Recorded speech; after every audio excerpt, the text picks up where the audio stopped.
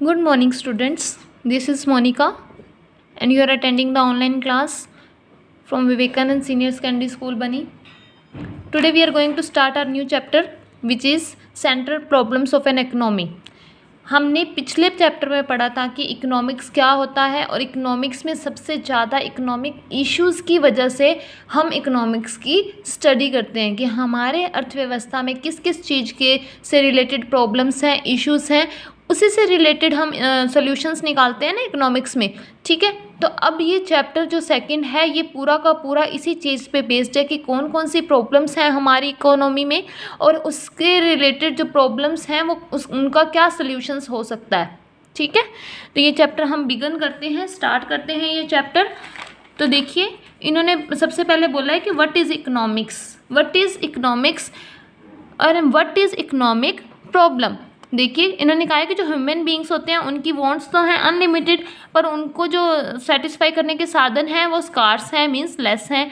तो इसलिए हमारी इकोनॉमी को हमारी इकोनॉमी के लिए इम्पॉसिबल है कि हर एक इंडिविजुअल के हमारी इकोनॉमी में जितने भी पर्सन हैं उन सबकी डिमांड्स को पूरा किया जा सके, ये पॉसिबल नहीं है क्योंकि हमारी इकोनॉमी के पास रिसोर्सेज जो हैं वो भी अनलिमिटेड है।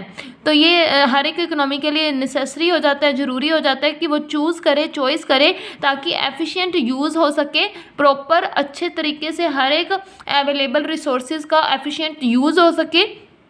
अब रिसोर्सेज कौन से हैं? 4 तरह के हैं, land, labour, capital and entrepreneurship. 4th one होता है, वो अभी आपके सिलेबस में इन्होंने नहीं दिखाया है। वैसे 4 जो फैक्टर्स होते हैं, रिसोर्सेज होते हैं इकोनॉमी में, land, labour, capital and 4th one होता है एंटरप्रेन्योरशिप। लैंड होती है, जैसे किसी ने लैंड को यूज़ करना है फैक्ट्री लगाने के लिए, किसी ने लैंड को यूज़ करना है एग्रीकल्चर पर्पस के लिए, तो वो लैंड को किस तरह से यूज़ करेगा। लेबर, हमारी इकोनॉमी में कितनी लेबर फोर्स अवेलेबल है, मतलब कि काम करने के लिए कितने जो पर्सन्स हैं वो विलिंग हैं। कैपिटल मीन्स होता है पैसा, कैपिटल लगाने के लिए कितने लोग तैयार हैं। एंटरप्रेन्योरशिप होता है जिसने वो बिल्डिंग खड़ी की है, वो उसका क्या मोटिव है कि उसको प्रॉफिट मिले। तो एंटरप्रेन्योरशिप होता है कि प्रॉफिट कमाने के लिए जो भी अपने सेटअप लगाया जा रहा है उसको एंटरप्रेन्योरशिप बोल देते हैं। जैसे कि इन्होंने आगे एग्जांपल दिया कि इकोनॉमी को डिसाइड करना होता है कि कितने रिसोर्सेज उसे यूज़ करने चाहिए डेवलपमेंट ऑफ इंडस्ट्रीज़ के लिए, ठीक है, कितने रिसोर्सेज वो यूज़ करे डेवलपमेंट ऑफ एग्रीकल्चर के लिए।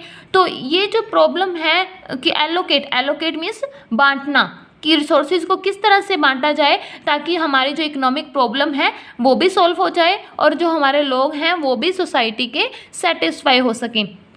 तो ये थोड़ी सी इंट्रोडक्शन है सेंट्रल प्रॉब्लम्स ऑफ इकोनॉमी में, सेकंड चैप्टर में।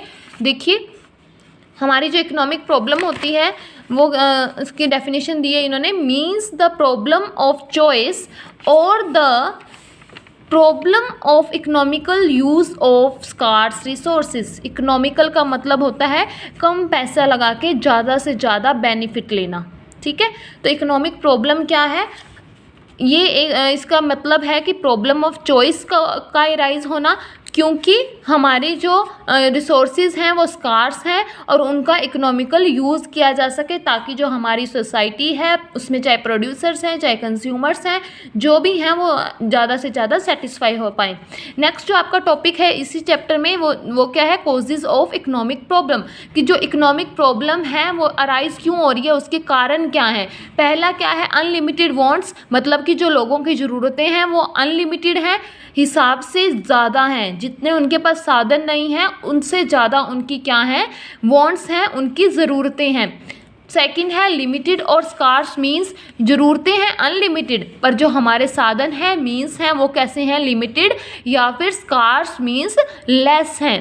थर्ड कि जो हमारे अल्टरनेटिव यूजेस हैं किसके, लिमिटेड रिसोर्सेज के, लिमिटेड या स्कार्स रिसोर्सेज जो हैं वो अलग अलग तरह से यूज़ किए जा सकते हैं। जैसे हमने चैप्टर फर्स्ट में एग्जांपल लेके चले थे वीट या फिर राइस का, तो वीट ग्रो कर सकते हैं या राइस ग्रो कर सकते हैं, 2 अल्टरनेटिव्स हैं ना हमारे पास।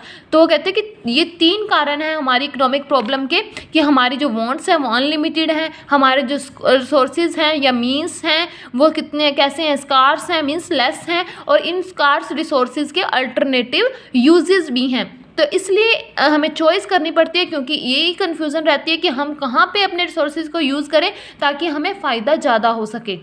ठीक है, नेक्स्ट जो हमारा है कि व्हाट कॉजेज इकोनॉमिक प्रॉब्लम, जो हमने कॉजेज के 3 डायग्राम के फॉर्म में हमने 3 चीज़ें पढ़ी ना कि कौन कौन से कॉजेज हैं हमारी इकोनॉमिक प्रॉब्लम के, अब उसको हम डिटेल में स्टडी करेंगे। फर्स्ट था अनलिमिटेड वांट्स, कि जो ह्यूमन वांट्स हैं वो अनलिमिटेड हैं, कोई भी मैन जो है वो अपनी वांट्स को फुली सेटिस्फाई नहीं कर सकता।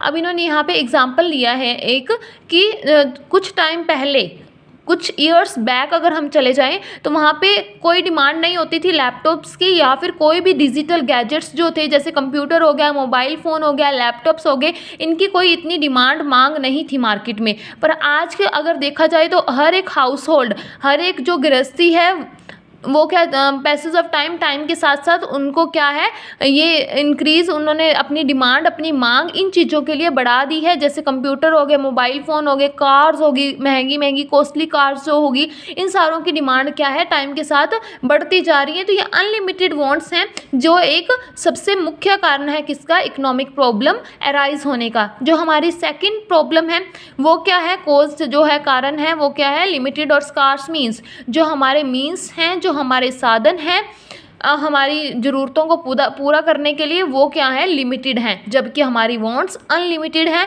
वो कहते हैं कि जो गुड्स एंड सर्विसेज हैं वो ह्यूमन वांट्स को सेटिस्फाई करने के लिए स्कार्स हैं, कम हैं। ये गुड्स एंड सर्विसेज स्कार्स होने की वजह से हमारी डिमांड जो है वो सोर्सेज जो है वो स्कार्स हैं और जो हमारी डिमांड है वो ग्रेटर हो रही है।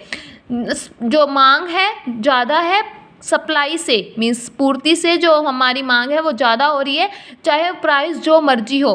हर एक प्राइस पे जो कंज्यूमर है वो लेने को तैयार है, बस उससे वो चीज़ चाहिए, चाहे वो उसका प्राइस जो मर्जी सप्लायर जो है वो चार्ज कर सके। तो यही जो सिचुएशन होती है इसी को स्कार्सिटी की सिचुएशन भी बोला जाता है और ये भी एक मेन रीज़न है हमारे इकोनॉमिक प्रॉब्लम का। थर्ड पॉइंट जो है अल्टरनेटिव यूजेस, अल्टरनेटिव यूजेस जो है वो सेकंड पॉइंट थर्ड पॉइंट से रिलेटेड है कि हमारे मीन्स स्कार्स होने की वजह से हम क्या करते हैं, उनमें चॉइस करते हैं कि हम अपने कम रिसोर्सेज को लोगों की ज़्यादा से ज़्यादा मांग पूरी करने के लिए कैसे यूज़ करें। जैसे कि इन्होंने कहा है कि जो मिल्क है वो स्कार्स है, अगर फॉर एग्जाम्पल लेके चल रहे हैं कि जो हमारे, मान लो कि हमारा जो मिल्क है वो कम है, लेस कॉमन क्वांटिटी में है, तो ये मिल्क के बहुत सारे यूजेस हैं। वो चीज़ पनीर बनाने के लिए यूज़ किया जा सकता है, आइसक्रीम, रसगुल्ला, अलग अलग चीज़ें बनाने के लिए, अलग अलग वैरायटीज़ बनाने के लिए यूज़ किया जा सकता है ताकि हाँ हर कोई सेटिस्फाई हो सके। तो इसमें प्रॉब्लम ऑफ चॉइस अराइज होती है कि हम जो है मिल्क को किस चीज़ के लिए यूज़ करें, चीज़ के लिए, आइसक्रीम के लिए, रसगुल्ले के लिए, या किस चीज़ के लिए। तो ये क्या है, the society has to decide. तो इस यहाँ क्या बात आ जाती है कि सोसाइटी को डिसाइड करना होगा कि उनकी सेटिस्फैक्शन किस चीज़ से जो है वो सेटिस्फाई होते हैं, पहली बात। और यही है क्या है, प्रॉब्लम ऑफ चॉइस। तो यहाँ तक आपने ये टॉपिक को रिवाइज करना है अच्छे से। Okay students, thank you.